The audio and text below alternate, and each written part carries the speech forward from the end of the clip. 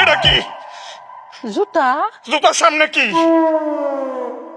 ও আল্লাহ গো, জুতার মধ্যে স্বর্ণের নথ কেটে পড়াইছে। আম্মা এটা নথ না, এটা তালা। এই ব্যাককলের বাচ্চাটা ছাড়া আর কি করবো কত? ওহো মায়া, জুতার মধ্যে তালা লাগাইছো কেন গো? অনেক বুদ্ধি কাটিয়েছি মায়া। আবারও বুদ্ধি। কেমন লাগে?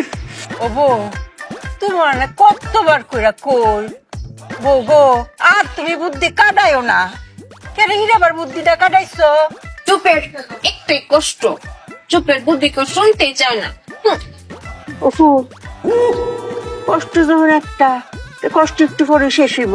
এই দেখ, তেলা কুচা পাতার বাটনা বাড়াইছি, মাথা দিয়াম, মাথা করে টান লয়ে ফুবো। শেষ মাসে ইহার বুঝা লাই আমরা। কও ক। মায়া, পরশুদিন নজরুল ভাই বাড়িতে চুরি হয়েছিল না, জুতা চুরি হয়েছিল।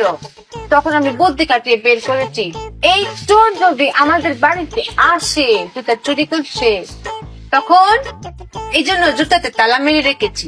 ভালো করেছি না মায়া? ভালো করেছি না স্বামী? বুদ্ধি গো মায়, তুমি অনেক বুদ্ধি কাটাইছো।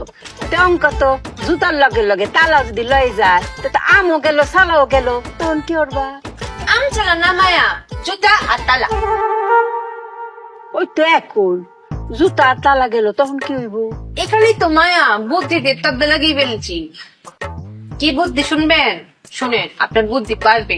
স্বামী তুমিও শোনো, এই বুদ্ধিটা ব্যবসায় কাজে লাগিও। চোর যখন জুতা নিয়ে যাবে, জুতা নিয়ে গিয়ে পায়ে পড়বে, পরে কি হাঁটতে পারবে? হ্যাঁ পারবে। পারতো না। স্বামী পারবে না। কেন পারতো না? কারণ তালা লাগানো। এই তালা তো খুলতে হবে, খোলার জন্য চাবি লাগবে। তখন চোর চাবি খুঁজতে খুঁজতে খুঁজতে খুঁজতে চুপিয়ার কাছে আসবে, এসে বলবে চুপি আপা, চুপি আপা চাবিটা দেন। তখন আমি সুই করে চাবিটা বের করবো, এরকম ঘুরিয়ে ঘুরিয়ে বলবো চোর ভাই আসেন চাবিটা নেন, লুক লুক লুক দেখাবো।